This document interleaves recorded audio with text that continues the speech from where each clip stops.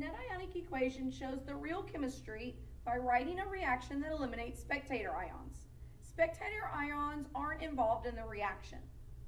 So the molecular equation shows the whole reaction. It's what we've been writing up until this point. The total ionic equation, which is also referred to as the complete ionic,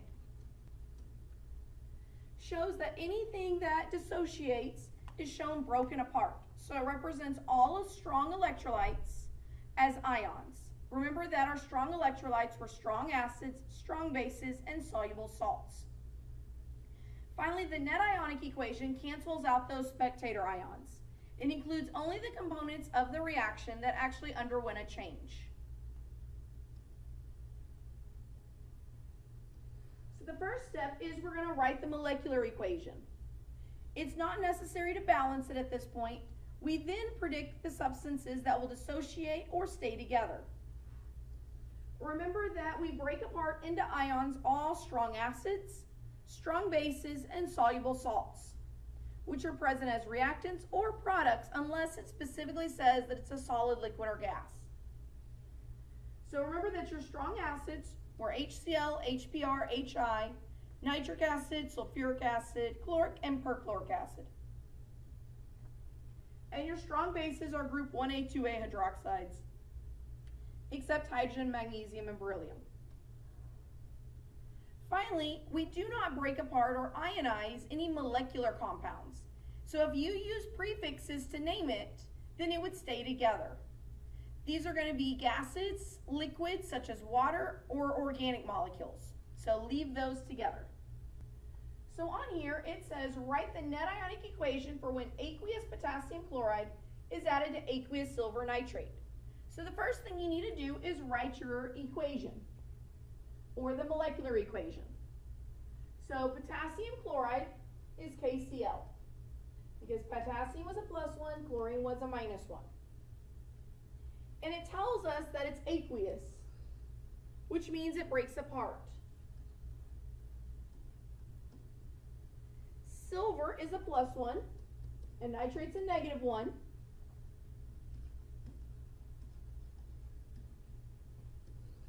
And again, it's aqueous. This is a double replacement reaction. So potassium is going to go with nitrate. Based on the charges, they go together like so. And silver goes with chlorine. But because I predicted the products, I don't know if they are aqueous or solids. So I have to ask myself, are they acids? No, so they don't follow the strong acids. Strong acids would break apart, weak acids are going to stay together. They're not bases because they don't end in hydroxide. So that means they're salts. So looking at the solubility rules, all nitrates are soluble, no exception. So if it's soluble, it's aqueous. And then all chlorides are soluble unless it's with silver, mercury, or lead. So that's insoluble or a solid. Had they not told us that our reactants were aqueous, we would also do the same thing for our reactants. So if you're asked for the molecular equation, again, that's what you would write. So now we need to write the complete ionic equation. Anything that breaks apart will be shown broken apart. So KCl, since it's aqueous, is going to break up into the ions that made it up. So potassium and chlorine. Silver nitrate was aqueous, so it breaks up into silver and nitrate. So polyatomic ions are staying together. Notice the charges are the correct charges. If something is a +2, you have to put +2. These are just plus and minus ones, that's why there's no number there. Silver chloride is a solid, so we're going to bring that down. And potassium nitrate is aqueous, so it breaks apart.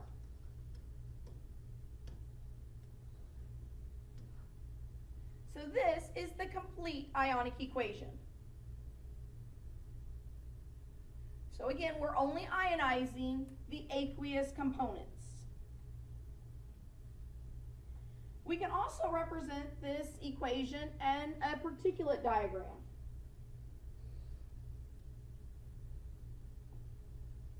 So the equation in blue is what we just saw. which is the complete ionic, and we have the molecular equation on top. I have KCl, which I know breaks apart into potassium and chlorine. So in a beaker, I would have 1K and I'd have 1Cl, and they would be broken apart. They wouldn't be together. And then I have silver nitrate, and I only have 1 silver and 1 nitrate. So 1 silver and 1 nitrate. Notice that they're broken apart just like they're broken apart in my complete ionic. For my for my products though, I have silver chlorine, and notice they're still together because they're a solid. So my solid is going to be represented at the bottom of the container. So it should be silver chloride. And it's on the bottom because it's a product, because it's a solid. And then my potassium, I have 1 of them. And the potassium nitrate is soluble. So it's broken apart. So I show it broken apart. It does need to follow the law of conservation of mass. I have equal amounts of triangles, squares, circles, and stars. So this is how I would represent it in a particulate diagram. Finally, I need to write my net ionic equation.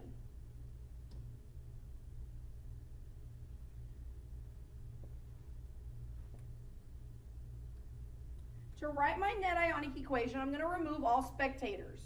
Again, spectators are species which occur unchanged in any way from the reactant side to the product side of the equation. Sometimes nothing is removed and we don't have spectators. Sometimes everything is removed and therefore there's no reaction. So on this one, if you notice, we have potassium, which is exactly the same on both sides. It's potassium ion and potassium ion. If one of those was no charge, they would not be the same. So only because they're both ions. We also have nitrate. It's the exact same on both sides.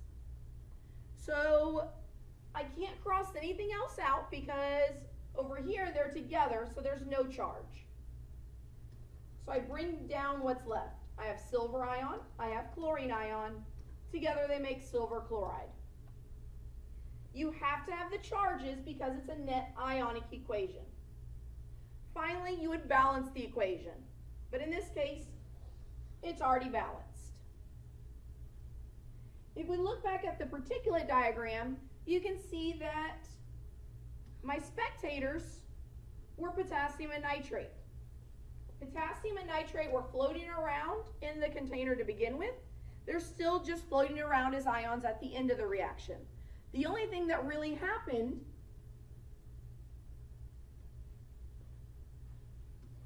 was this square, which was silver, and this circle, which was chlorine, combined to make a solid. That's a net ionic equation. Let's do another one together. So this one says write the molecular, complete ionic, and net ionic equation for when aqueous barium chloride reacts with copper 2 sulfate. So first, write your balanced molecular equation, restart when you have an answer. Okay, that's what you should have gotten for your balanced equation. But notice I only put barium chloride state symbol. I haven't put any other state symbols. So go and look at the solubility rules and figure out if the others are soluble or insoluble. If you notice, none of the reactants or products are acids or bases, so I'm just looking at the solubility rules. Restart once you've written these state symbols for the rest of the reactants and products. So copper 2 sulfate was aqueous because all sulfates are soluble, with some exceptions, but copper is not one of them. But barium is one of the exceptions, so therefore it's a solid.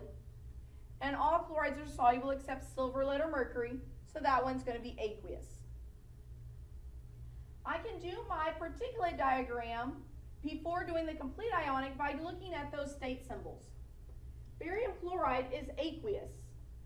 Therefore, when it breaks apart, I should have 1 barium. But notice that 2 there. I should have 2 chlorines for every 1 barium.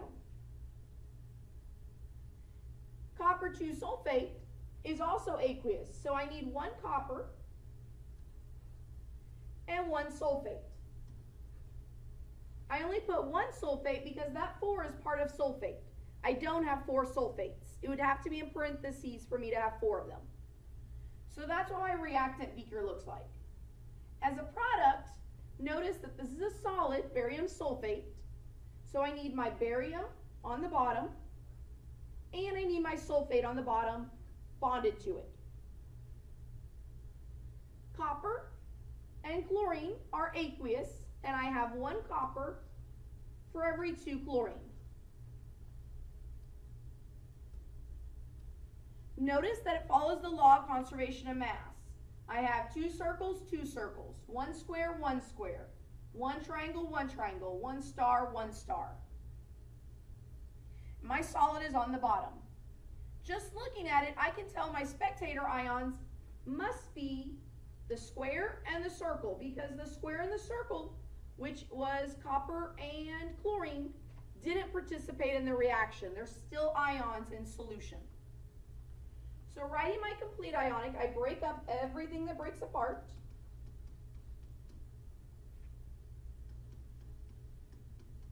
Notice copper gets a +2 charge, and sulfate gets a -2 charge. Barium sulfate stays together.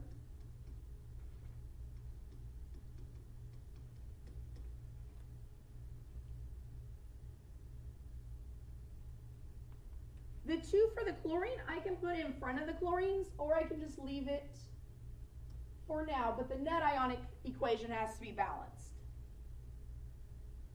So finally, I cross out my spectators. My chlorines are the exact same on both sides, as is my copper. So if it says, what are the spectator ions, I would put chlorine ion, and I would put copper ion. And I'd write it like so. Finally, the net ionic, I bring down what's left. Don't forget your charges when you bring them down. No charges on barium sulfate. Double check that it's balanced. It is. And therefore, that's my final net ionic. Go ahead and pause the video and do the molecular and the complete ionic on your own. Make sure that you put state symbols on the molecular equation. Restart when you have the molecular and the complete done.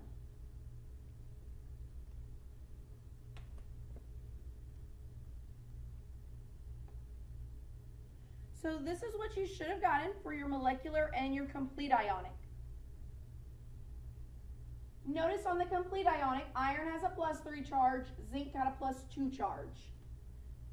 Everything was aqueous. So when I'm crossing out my spectator ions, bromine is the same, zinc is the same, chlorate is the same, iron is the same. In other words, everything was a spectator ion. So I don't have anything left to bring down, so my net ionic is going to be no reaction. So if I mix iron 3 bromide and zinc chlorate, really nothing's going to happen. We can see that in this simulation. We have iron 3 bromide, which when it breaks apart, I get 1 iron and 3 bromines. And then zinc chlorate, when it breaks apart, I have 1 zinc and 2 chlorates.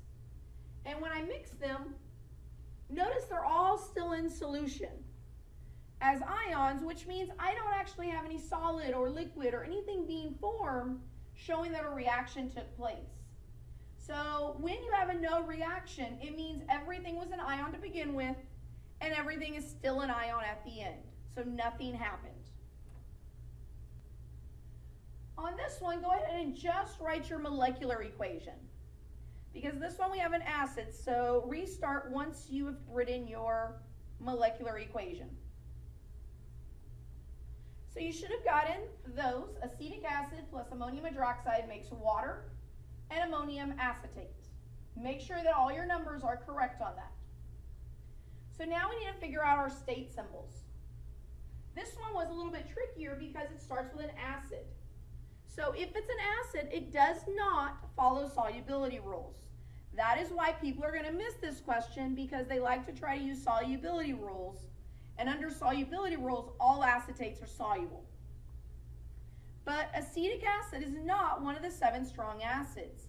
Therefore, very little of it is actually going to dissociate.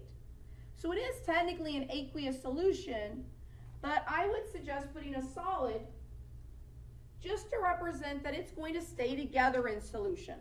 It's not going to break apart. So acids and bases that are weak will dissociate, but they dissociate such a small amount that we're going to keep them together. So we're going to mark them as solids, even though they really would be in solution, and it wouldn't look like I have a solid.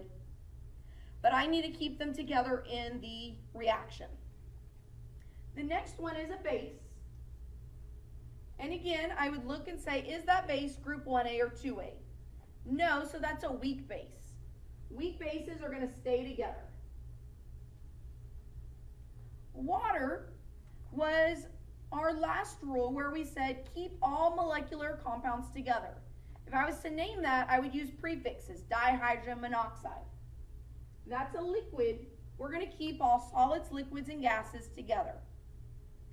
And finally, ammonium acetate isn't an acid, it's not a base, it's a salt. So now it follows the solubility rules, and all ammoniums and all acetates are always soluble. So that would be aqueous. So go ahead and pause the video and write your complete and net ionic equation. So for your complete ionic equation, you should have only ammonium acetate broken apart, because that was the only aqueous compound we had. So if you look at it, is there anything that you can cross out? No, because I only have one thing that broke apart, and it's not broken apart on the other side. So my net ionic equation is going to be the same as complete. But you need to make sure you go back and balance. So if you have the same complete as net, go back and balance the complete ionic equation.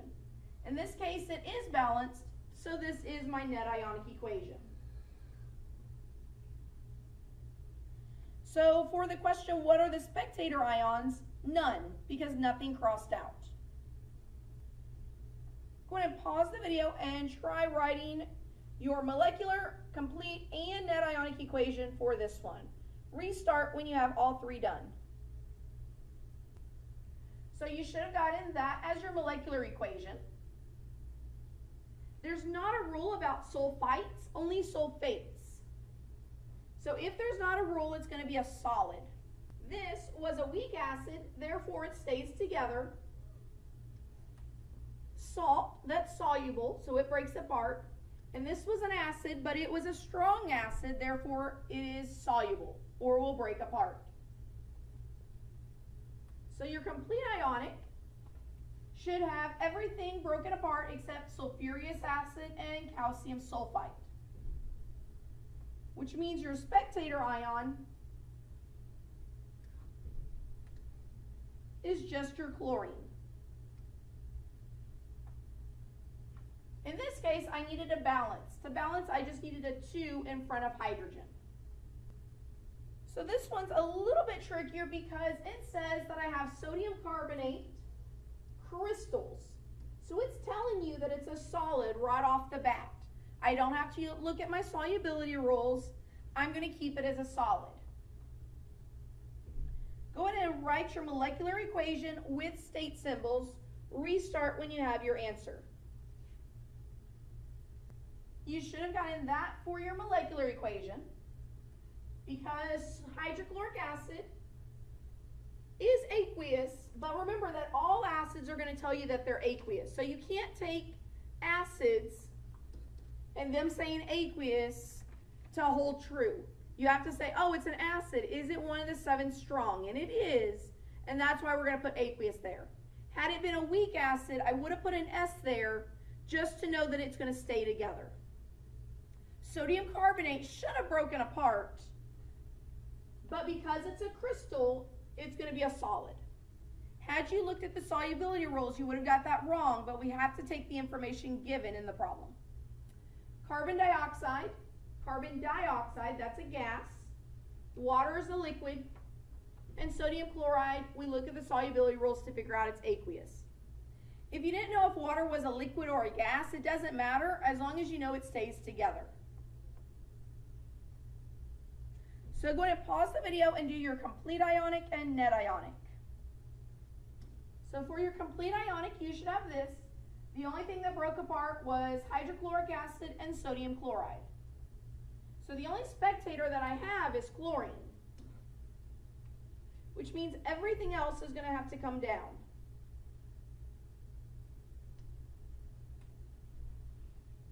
Leaving me with this. But notice this equation's not balanced. I have 2 sodium, so I need 2 sodium over here. Then I have 2 hydrogens over here. And my carbon and oxygen are already balanced. So now it's fully correct. Don't forget to balance your equations. All right, last one, write your molecular equation with state symbols. Restart when you have it done. So you should have had KClO3 as a solid, goes to KCl as a liquid, and oxygen gas. Notice that I have solid, liquid, and gas, so I don't need to look at solubility rules because none of those break apart. I can't break apart solids, liquids, or gases, only aqueous components. It's the exact same thing as what I have above. So my net ionic is just same as complete. Just make sure that you have it balanced, which I do there.